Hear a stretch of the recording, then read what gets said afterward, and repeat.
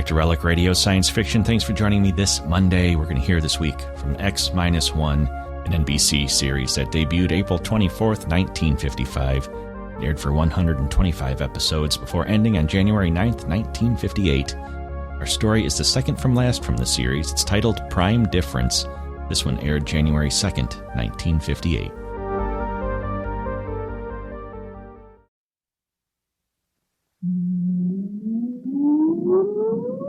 Countdown for blast off. X-5, 4, 3, 2, X-1, fire.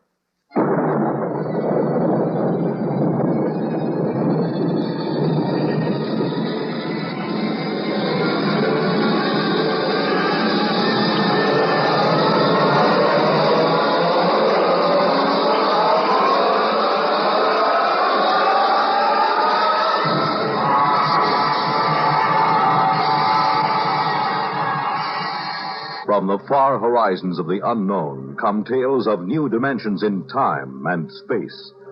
These are stories of the future, adventures in which you'll live in a million, could be years, on 1,000 maybe worlds. The National Broadcasting Company presents X minus one.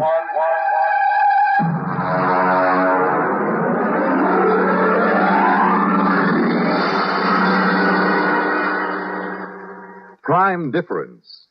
But first, hear this. This is Bill Goodwin. You know, someone once said humor is the true democracy. And that's why we Americans can smile when we tell the stories of the legendary heroes who helped to build our country's great institutions and industries, like transcontinental transportation. Ever hear of Windwagon Smith? Well, in the early pioneering days, most of the traveling was done by ox team, and if folks covered 15 miles a day, they were doing good. That's about the time Windwagon Smith showed up with his Prairie Clipper. The Clipper was a wagon without any animals to pull it, but with a sail sticking up from the middle of the wagon. When the wind caught the sail, the wagon took off, and that's where Windwagon Smith got his name. He figured he might be able to cover as much as 70 miles a day with the Clipper, and folks began to figure it might be a good thing when Windwagon pointed out how fast the country was growing and how more transportation was needed to haul people and goods. Then he invited the United States Secretaries of War and the Navy to ride on the Clipper's maiden voyage. But disaster struck. The Clipper got out of control, the Secretary of War rolled out, and the Secretary of the Navy landed in a cactus patch. But Windwagon and the Clipper kept going and never stopped. As transportation grew in America, people all over the country claimed to have seen Windwagon Smith. He was in the pilot house of the first steamboat to sail up the Yellowstone. He held the Golden Spike when the first transcontinental railroad was completed. And when the first transcontinental plane roared out of Kansas City, it was Windwagon Smith, the spirit of American transportation, who waved the pilot on his way. Yes, it is a democracy which lets us tell stories of such legendary heroes with a twinkle in our eyes and a chuckle in our throats. And so long as we continue to laugh together as a people, ladies and gentlemen, we will live together as a nation.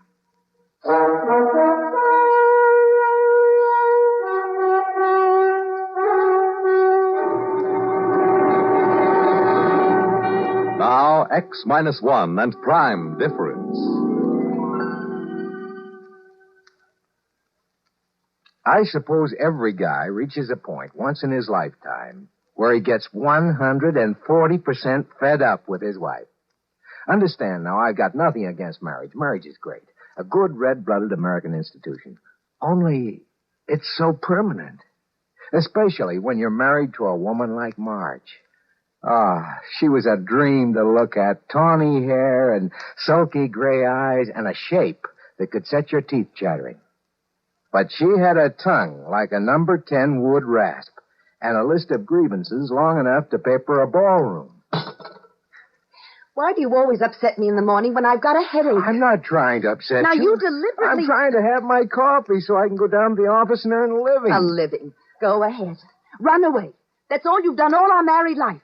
Whenever there's something unpleasant to be faced, you run away. I'd even forgotten what the unpleasant something was. Well, then I'll remind you. It's your own selfish, indulgent nature.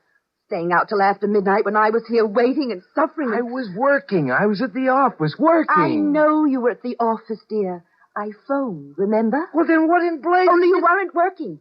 Your breath Oh, was... listen. I fired Miss Carver. She was okay, but I fired her for you. It was her last day. We all had a couple of drinks, that's all.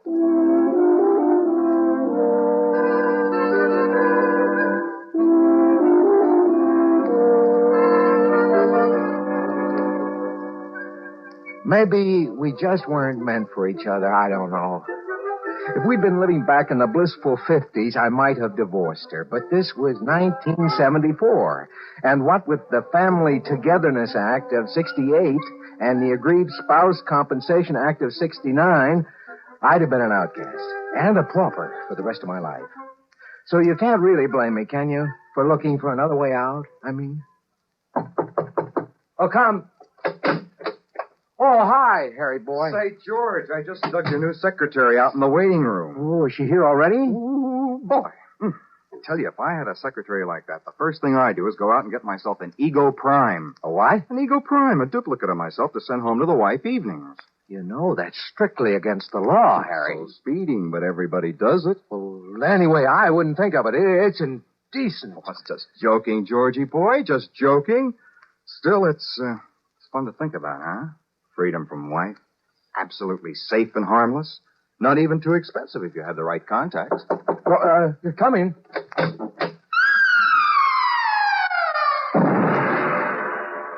Mr. Faircloth? Yes. I'm Jerry Lamont, your new secretary. What did I tell you, Georgie boy? Harry, if you don't mind, I'd like to get right down to work with Miss Lamont. Excuse us. Why huh? not? Don't forget what we were talking about, huh, Georgie? I happen to know a fellow with just the right contacts for that deal. Yeah, sure. So long, Harry. So long. Bye, Miss Lamont. Bye. Well, I'm glad to have you aboard, Miss Lamont. Oh, Miss Lamont is so formal. Mr. Blickendorf called me Jerry when I worked for him. Oh, Hank Blickendorf? Mm-hmm. Oh, you must be the girl You must have accompanied him on his business trip to Rio. Yes. Well, he spoke very highly of you. Ah. I'm sure we'll get along just fine. Well, I feel the same way. I prefer working for a younger man than Mr. Blickendorf, anyway. When I came home to dinner that night, Marge was waiting with a full barrage. She let me get my first bite of dinner halfway to my mouth and then opened up. I hear you got a new secretary today. Yeah. I also hear she's 5'8" and tapes out at 38, 25, 36, and likes men. That's quite a spy system you've got there. She isn't much of a secretary either. She's a perfectly good secretary. Well, that isn't what Molly Blickendorf said. I don't care what Molly Blickendorf said. Now, where are you going? I have to make a business call. I forgot. Well, I suppose it would be too much to expect you to do your work at the office with that Miss...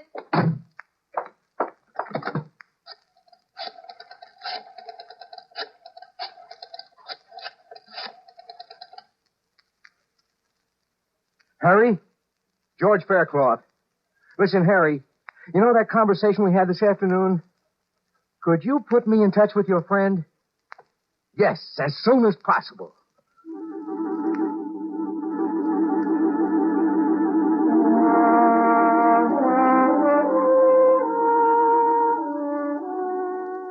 The following evening, I found myself at the door of a dingy office in an ancient warehouse up near 14th Street.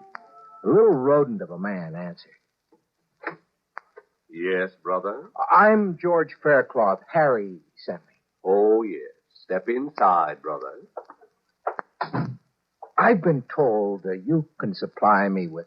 Yes, brother. It might be possible. We get quite a few busy executives who are in a hurry. Can't be bothered with licensing a utility prime. Mister, if I wanted an ordinary utility prime, I wouldn't have hiked up here. I'd have picked up the phone and ordered it. I want a super deluxe Ego Prime with all the circuits open. In short, a carbon copy of me, George Faircloth. Well, just step back here, brother. Fine. These domestic situations can be awkward. You understand, if the feds find out about this, you're in as much trouble as we are. I'm more worried about my wife finding out. Ease your mind, brother. We've never had one yet. Except for that little shut-off control in the hair behind the ear, these ego primes are identical with living humans. Now, if you'll just step back into the lab and take your clothes off, we'll start.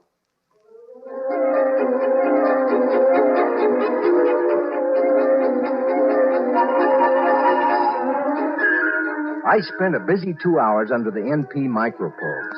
The artists worked outside, taking casts and impressions, while the technicians worked inside, feeding all my brain patterns into a Hunyadi pantograph. I came out of it pretty woozy, but a shot of Happy O fixed that. Then I waited in the recovery room until the salesman walked in, followed by a tall, sandy-haired man with tired blue eyes wearing a business suit, who looked remarkably like me. Mr. Faircloth? Yes? Meet Mr. Faircloth, Prime. So, this is me. Shake, George. Why, he even talks like me. I ought to. I've got a dozen Hunyadi tubes in my cranial vault with your speech patterns on them. I'll be doggone. Nice job, eh? Well, it's fantastic. Now, the shut-off mechanism is behind his right ear. Now, bring him in every 2 months for the regular 2-month refill and pattern accommodation. Let me get a few things straight. How do we change places? George Prime has remote recall.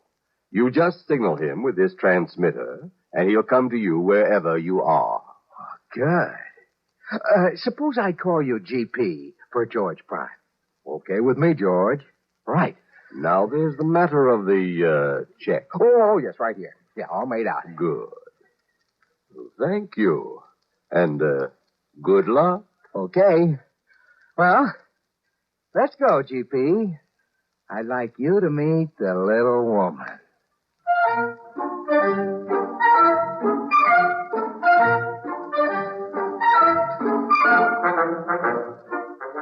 Half an hour later, George Prime put my pipe in his mouth and walked into the house. I stayed out in my workshop in the garage and listened. 5 minutes later, they were fighting. It sounded so familiar, I laughed out loud. Then I caught a cab and headed uptown toward Jerry's place. We had quite an evening, and I rolled in just as George Prime was starting the car, business suit and briefcase, ready for work. I slipped into the garage. Hey, hold it. Oh, you're back. How'd it go, huh? Whew. Boy, you didn't tell me you were married to a female Bengal tiger. Well, she didn't suspect it, she? Oh, of course not. Well, what'd you do? Well, fought till about 1 a.m., then went to our respective corners and sulked. You think you can handle it? Listen, she's really a sweet girl underneath. Now, I'll be so attentive and sweet, she'll soften up. You wait and see. Well, don't overdo it. She is my wife, you know. Naturally. Now, you're sure you understand the recall signal? Perfectly. When you buzz the recall, I wait for the first logical opportunity to join you, and then you take over. Right. Now, climb into the trunk here, and I'll shut you off and lock you in. Righto. Well, I'll see you tonight, old man. I'll see you tonight, George.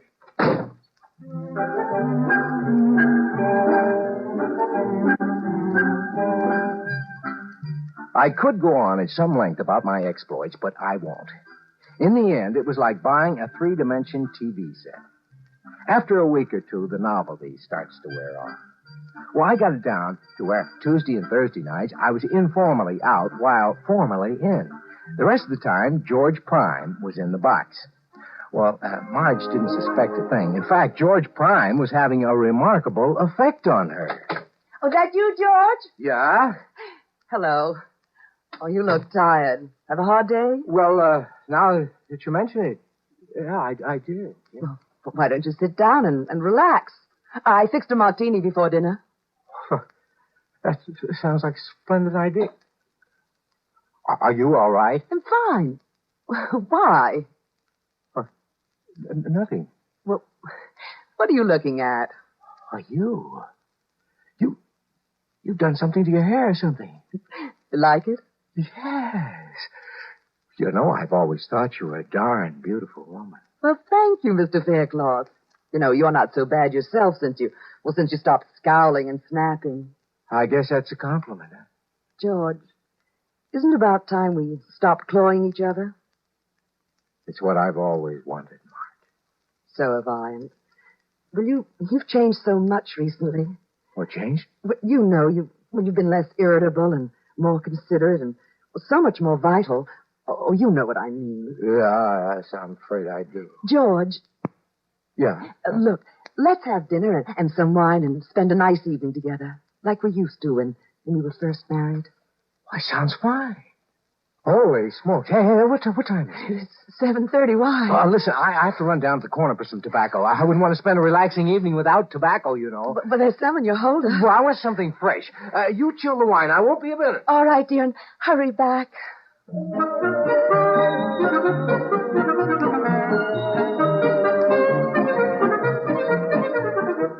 I'd forgotten all about my date with Jerry. Actually, I didn't want to keep it. The idea of spending a quiet evening with Marge was really appealing for a change. But I had to run over and explain to Jerry, so I sent George Prime in to keep Marge company till I got back, which was about midnight. As I walked down the path, I looked in the window. George Prime was there, and he was kissing my wife the way I hadn't kissed her in years, and she wasn't exactly fighting him off either. I almost wore off my thumb on that recall button before he came out to the garage. Are you there, George? It's me, GP. Well, it's about time. I'm sorry, old man. Sorry. Look, I saw what was going on in there. Well, you know, old bean, I am a super deluxe model. I should say you are. First thing tomorrow, big boy, I'm taking you in to have your circuits rewired. Look, aren't you being a little overly jealous? No, I mean for a man who wanted to get rid of his wife. I never said that. Well, I could never understand it personally. Listen. She's the one who's going to be suspicious if I don't get back there. Now, you give me that dressing gown and you get back in that box. Tomorrow morning, back to the factory.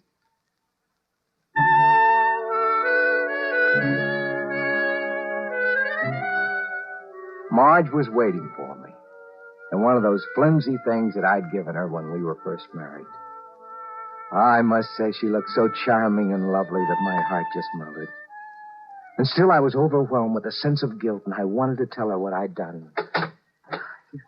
You finally got back. I thought you'd never get here. Oh, my. You look ravishing. That's the idea.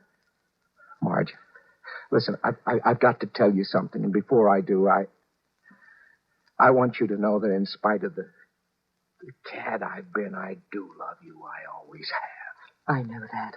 And you don't have to tell me anything. Oh, this is important. And it'll shock you.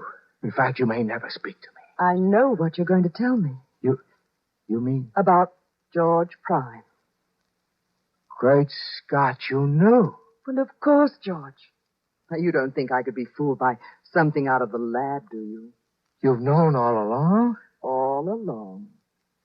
Oh, Marge. Then tomorrow morning, we'll send that stuffed dummy back to the factory. And then we'll live the way we've always wanted. Oh, yes, dearest. The way we've always wanted. I just don't know where to begin. Then why not begin by just kissing me? I kissed her tenderly, and her lips were softer and more responsive than I've ever known them. Yes, she'd certainly changed. I turned out the lamp. I ran my fingers through her fragrant tawny hair. My thumb stopped at a little depression behind her ear. And then suddenly, I knew what had happened. It was a turn-off switch, of course. And I, George Faircloth, was now married to Marge Prime.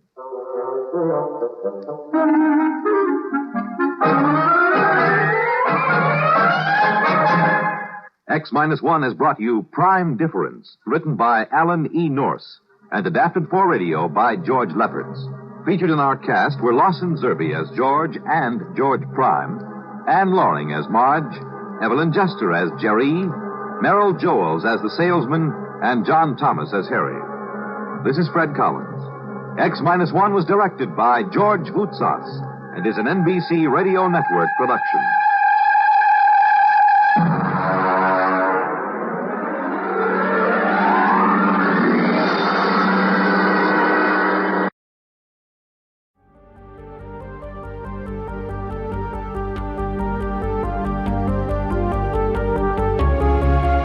That's going to do it for our science fiction this week. You can find more next Monday, but in between now and then, there's a lot more old-time radio at relicradio.com. Thousands of episodes to listen to there, more science fiction, horror, thrillers, comedies. Visit the website, dig through it for more on that. You can donate while you're there as well. It's how this is all made possible. Thank you, as always, to those who have helped out. Thanks for joining me today. Be back next Monday with another episode of Relic Radio Science Fiction.